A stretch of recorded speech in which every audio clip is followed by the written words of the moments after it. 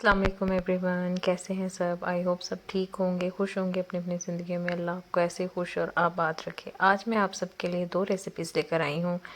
دونوں ریسیپیز جو لوگ میری طرح ویٹ کم کرنا چاہ رہے ہیں ان کے لیے بہترین ہیں، تو آج ہم ان کی تیاری کی طرف چلتے ہیں۔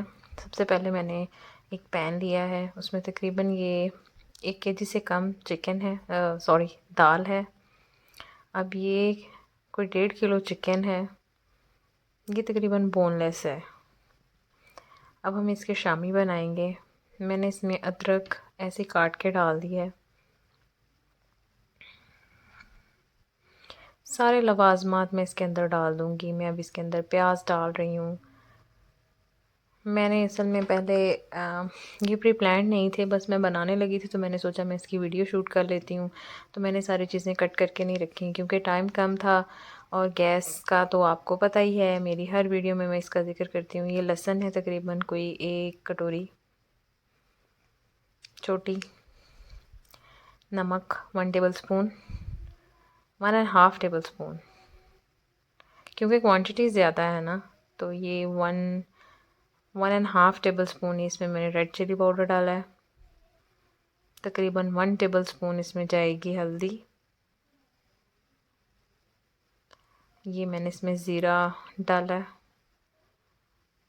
مکس ہربس ہیں سارے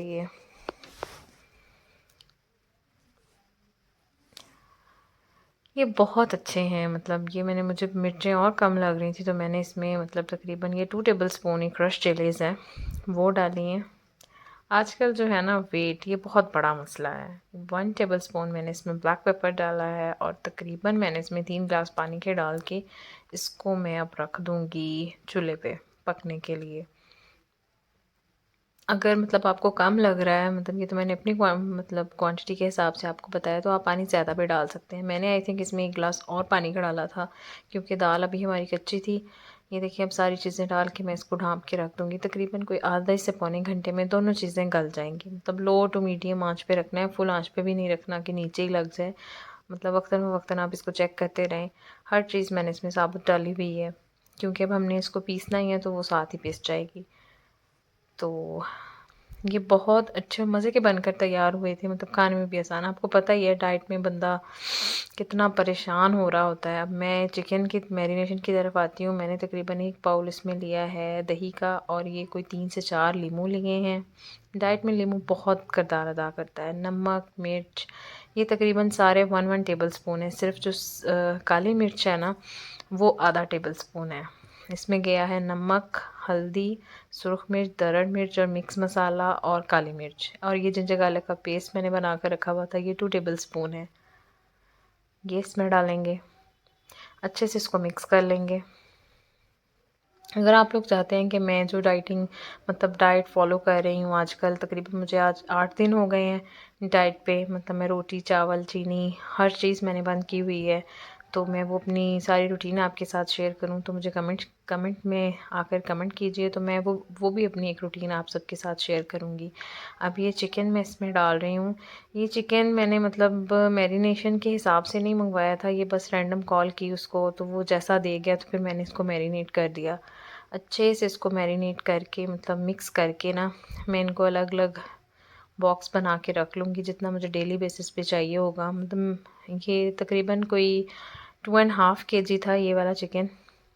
اصل میں اکیلی ڈائٹ نہیں کر رہی، میرے ہسبینڈ میرے ساتھ ڈائٹ کر رہے ہیں، تو پھر میں اس حساب سے اس کا باکس بنا لیتی ہوں کہ ہم دونوں وہ شیئر کر کے کھا لیتے ہیں۔ انہیں میں کچھ لنچ میں دے دیتی ہوں، کچھ میں کھا لیتی ہوں، پھر مکس ایسے چل رہا ہے۔ بہت آسان سی یہ ڈائٹ ہے، اور اس سے بہت زیادہ فرق پڑتا ہے۔ ہم نے بہت زیادہ ویٹ انکریز کر لیا تھا دونوں نے، تو اب ہم شروع تو ویسے میرے ہسبینڈ نے کی تھی، لیکن ساتھ میں بھی ان کے شروع ہو گئی کہ چلو چیزیں تو بنانی ہیں، ساتھ میں نے بھی شروع کر دی، لیکن بہت مشکل ہے۔ ایک روٹین سے ہٹ کر ہر چیز، تقریباً مجھے 8 دن ہو گئے میں نے روٹی نہیں کھائی، چاول نہیں کھائے، اور سب سے بڑی بات میں نے چاول نہیں کھائے۔ چاول میری فیوریٹ ہے۔ یہ دیکھیں، یہ تقریباً کوئی 1/2 kg سے زیادہ ہی ہے، کسی میں کم ہے کسی میں زیادہ ہے۔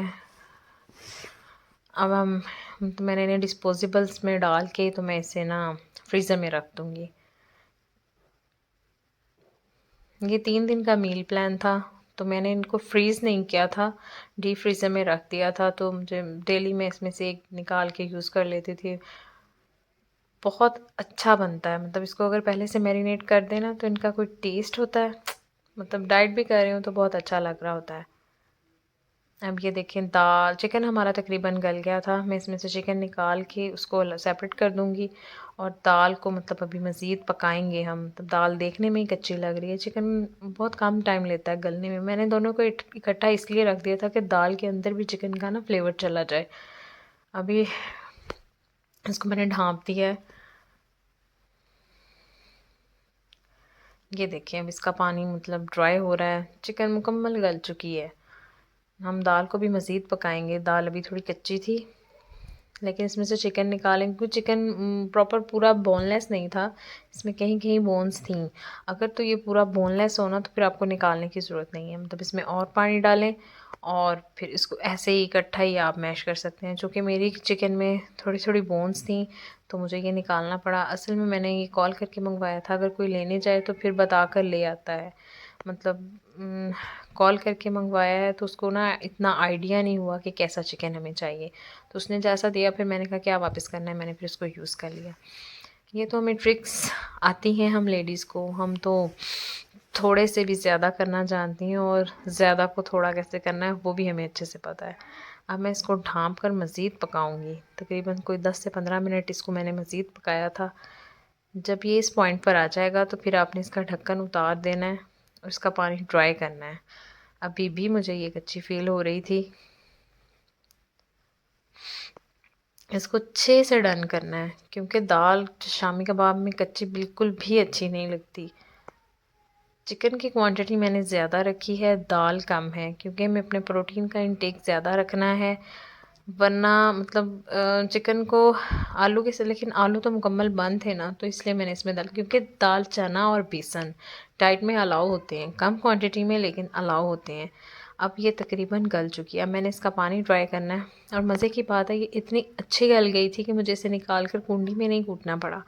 मैंने इसी के अंदर, अब मैंने वो शेयर नहीं किया, मैंने स्टिक ब्लेंडर चलाया और ये इतनी अच्छी और ऐसी होगी। तो बाद में जब मुझे थोड़ा थोड़ा फ़ील हो रहा था मैंने पोटैटो मैशर के साथ इसको मैश कर दिया। अगर आप दाल को मुकम्मल गला लेंगे तो आपको कुंडी में वो वाली मेहनत नहीं करनी पड़ती। ये देखिए मैंने पोटैटो मैशर के साथ इसको अच्छे से मैं इसको मैश कर लूँगी। ये देखें जो जो वैसे तो इतनी कोई ज़्यादा रही नहीं थी, लेकिन थोड़ी थोड़ी रह गई थी जैसे कोई कोई। ये देखें बहुत अच्छे से ये ना ऐसे, और ये मतलब कोई 1 घंटे में मैंने ना ये सारे शामी बना ले थे। उस दिन कुछ भी ऐसा नहीं हुआ, वरना अक्सर ऐसे होता है ना कि शामी कबाब बनाने लगे कभी दाल पतली हो जाती है, उसको हमें फ्रीज़र में रखना पड़ता है, लेकिन उस दिन ऐसा कोई मसला नहीं हुआ, शुक्र अल्हम्दुलिल्लाह। मतलब मैंने फ़ौरन इसका मटीरियल बनाया और मैंने फ़ौरन ही इसके ना शामी कबाब बना दिए थे खड़े खड़े ही, वरना फिर ऐसे हो जाता है, अक्सर हो जाता है, मेरे साथ तो अक्सर हो जाता है, बाकियों का मुझे पता नहीं। लेकिन चिकन के शामी कबाब के साथ ये होता है कि चिकन चूँकि थोड़ा खुश्क होता है ना, तो ये थोड़ी जो नमी होती है वो एब्ज़ॉर्ब कर लेता है। बीफ के या कीमे के जो शामी कबाब होते हैं ना, उन वो तो मतलब मेरे से तो अक्सर होता है कि उसका मटीरियल पतला हो जाता है, मुझे उसे फ्रीज़र में रखना पड़ता है, तो फिर वो बनाने के काबिल होते हैं। उस दिन मैं असल में घर में अकेली थी तो ये मैंने ख़ुद मतलब बनाए, वरना मैं मटीरियल बना देती हूँ और मेरी सिस्टर इन लॉ इसको ना किसी भी वो कंटेनर के लिड के साथ बिल्कुल एक साइज़ के शामी कबाब बनाती हैं। लेकिन मुझे चूँकि वो थोड़ा मुश्किल लगता है, वो बैठ कर बना देती हैं, मैंने तो खैर खड़े खड़े ऐसे ही बना दिए जो हमारा हाथ वाला तरीका है। अब ये देखिए मैं इसको फ्रीज़ करने लगी हूँ। मैंने एक शॉपिंग बैग लिया है, मतलब ये थोड़ा लंबा शॉपिंग बैग था, एक को ही यूज़ किया मैंने। अब ये तकरीबन कोई 1 नहीं 2 दिन बाद की ये वीडियो है, ये फ्रीज़र में पड़े रहे, फुल फ्रीज़ हो गए हैं ये। अब मैं इनको निकाल रही हूँ, ये देखें बर्फ़ जम गई है। मैं असल में अगले दिन चली गई थी किसी काम से घर से बाहर, तो उस दिन टाइम, उससे अगले दिन फिर मैंने आकर इन्हें स्टोर किया है। मैं इसके ऊपर से बर्फ़ झाड़ रही हूँ। असल में आजकल मेरा फ्रिज भी साफ़ होने वाला था तो उसमें काफ़ी ज़्यादा बर्फ़ जमी हुई थी, तो इसलिए ना ये ज़्यादा ही कुछ इसके ऊपर बर्फ़ जम गई। آپ سب کو میری ویڈیوز اچھی لگتی ہیں، اگر آپ سب کو میری ویڈیو اچھی لگتی ہیں تو کائنڈلی میرے چینل کو please like share and subscribe کریں اور اپنے فرینڈس اینڈ فیملی میں ضرور شیئر کریں یار. مجھے آپ سب کی ہیلپ چاہیے. آپ سب تو مطلب میرے سبسکرائبر تو اسٹک ہی ہو گئے ہیں، مطلب 200 پلس میں جا ہی نہیں رہے. میں کوئی ایک ہفتے سے مسلسل دیکھ رہی ہوں کہ یہ 200 کب ہوں گے لیکن ہوتے ہی نہیں ہیں. لیکن میں پھر بھی مسلسل ایفرٹ کر رہی ہوں. مطلب میں یہ نہیں کہ مجھے کوئی مطلب لالچ کی وجہ سے، مجھے خود مزہ آنے لگ گیا.